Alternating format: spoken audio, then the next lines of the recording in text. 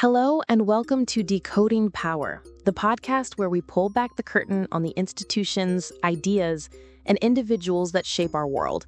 I'm Alexa. And I'm Sam. Today, we're tackling a monumental question, one that's been asked for centuries, but remains as urgent as ever.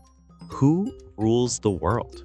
It's a question that sounds almost childish in its simplicity, right?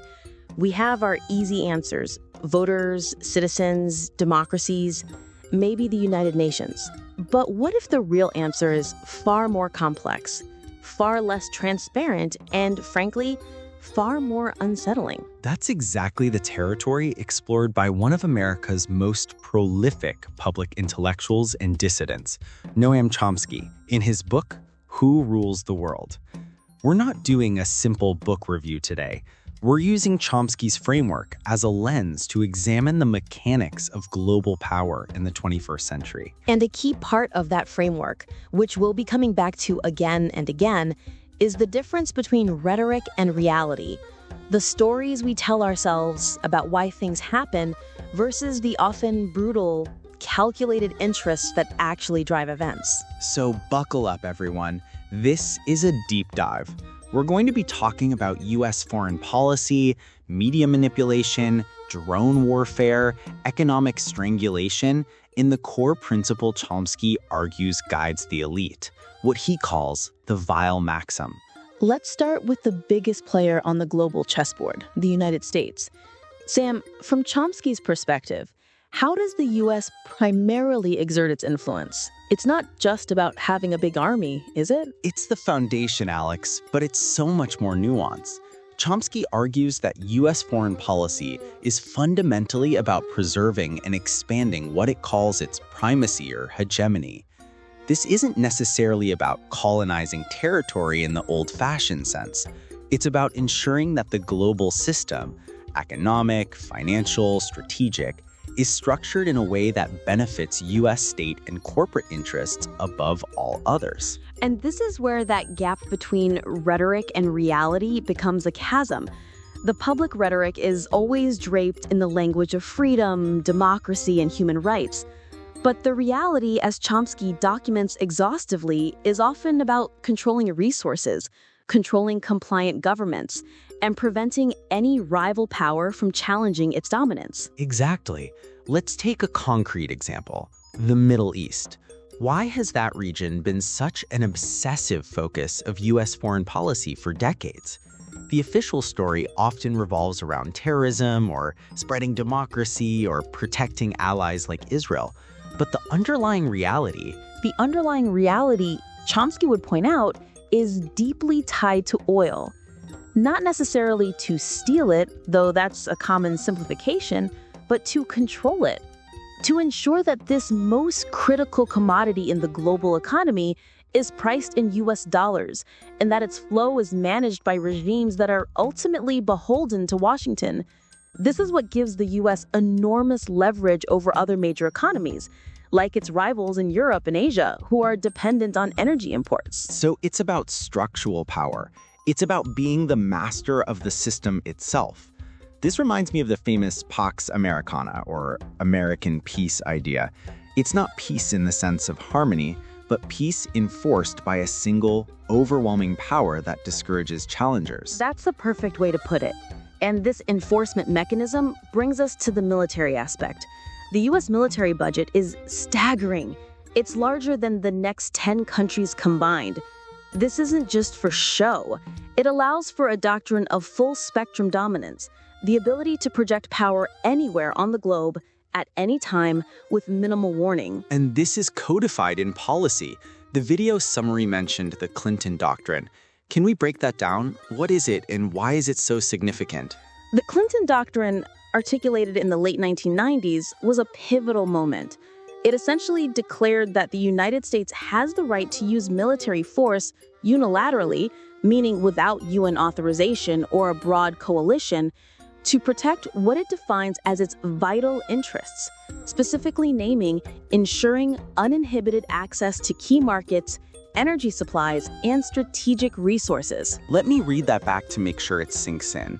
the US government officially stated it reserves the right to use military force alone if necessary to make sure it and its corporations have uninhibited access to other countries' markets and resources.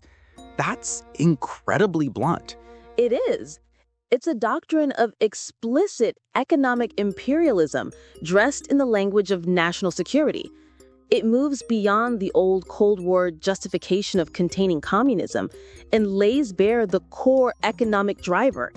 Any country that tries to resist this uninhibited access, whether by nationalizing its oil industry or aligning with a rival power, becomes a potential target for intervention, regime change, or sanctions. And this isn't just about big declared wars like Iraq in 2003. This doctrine provides the justification for a whole spectrum of interventions, which brings us to the topic of covert operations. The summary mentioned operations against Cuba. Sam, what's the Chomskyan take on the long-standing U.S. campaign against Cuba? Cuba is the perfect case study because it so clearly illustrates the punishment meted out to a small country that dares to defy U.S. demands. The goal, since the 1959 revolution, has been to make the Cuban model fail, to inflict enough pain on the population to hopefully spur overthrow of the government. And the methods? They've been multifaceted and relentless. There was the initial Bay of Pigs invasion, then decades of economic sanctions and a full-blown embargo that is still in place today, which Chomsky and many international bodies condemn as a form of economic warfare that primarily harms civilians. But it goes even deeper than that. Declassified documents have revealed truly vicious covert operations. The summary mentioned factory destruction. Yes, there were CIA plots to sabotage sugar factories, to contaminate sugar exports, even bizarre schemes to make Fidel Castro's beard fall out, to undermine his charismatic image. The point is, every tool available, from military invasion to economic strangulation to ridiculous James Bond-style sabotage, has been used to punish a tiny island nation for the crime of pursuing an independent path. And the double standard is glaring here. The US condemns human rights abuses in countries it deems enemies, while for decades it has actively inflicted economic suffering on the Cuban people, an act that itself is a massive human rights violation in the view of most of the world, as seen in the annual UN votes condemning the embargo. Precisely. And this leads us perfectly into our next major topic, the machinery of consent. Because a government can't just do these things in a vacuum, it needs at least the passive acquiescence of its population.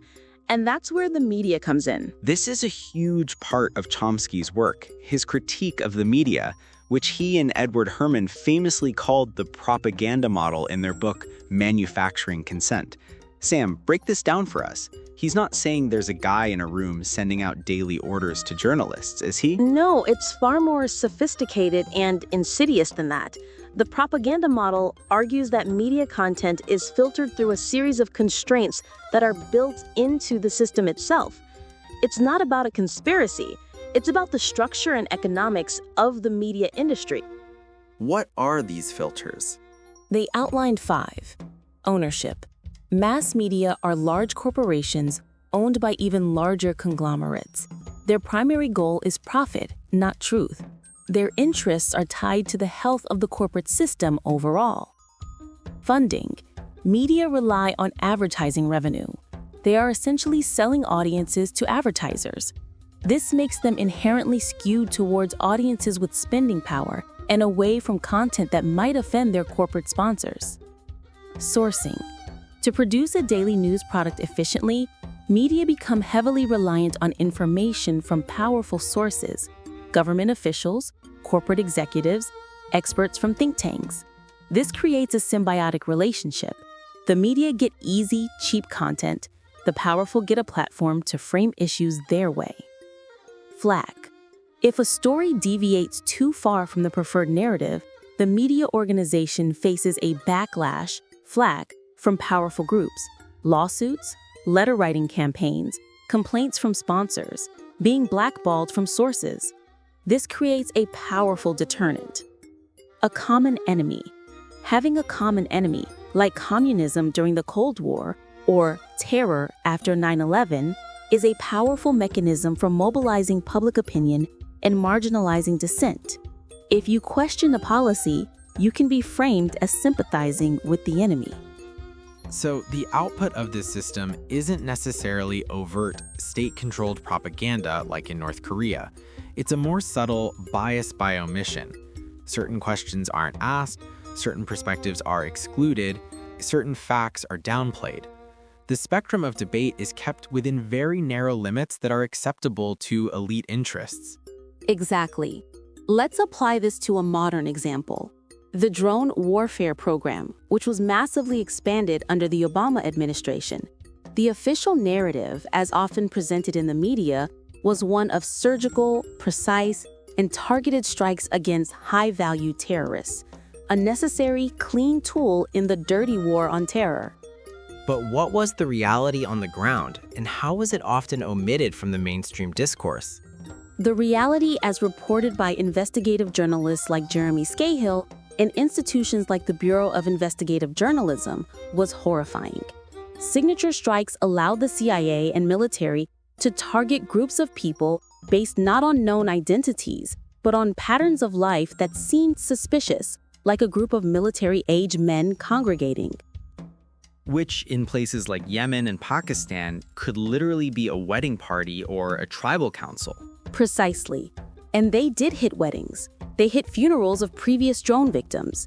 They killed thousands of people, including hundreds of civilians, many of them children. The precision was a myth. Furthermore, the constant presence of drones, this buzzing in the sky that could deliver death at any moment, terrorized entire populations, creating immense psychological trauma. And Chomsky's critique would be that this program, far from reducing terrorism, acted as the most potent recruiting tool for extremist groups imaginable. If you're a young man in Waziristan and a drone just killed your father and brother for being in the wrong place at the wrong time, who are you going to blame? The U.S. government. And you might be driven into the arms of the very groups the U.S. claims to be fighting. But this blowback effect is often underreported. The focus remains on the official narrative of high-tech, clean warfare. The human cost, the strategic folly, the legality of assassinating people, including American citizens, without trial. These are often relegated to the margins of discussion. And this is a perfect example of the double standard. Imagine the outrage in the US if China or Russia was flying drones over Montana or Texas and occasionally wiping out a family barbecue because it fit a suspicious signature. It would be an act of war. But when the US does it in sovereign nations it's not at war with, like Pakistan or Somalia, it's framed as counterterrorism. This double standard is institutionalized. It brings us to the role of international institutions. On the surface, we have bodies like the United Nations, the International Criminal Court, the World Bank, and the International Monetary Fund, IMF. The rhetoric is that these are neutral, global arbiters of peace, justice, and development.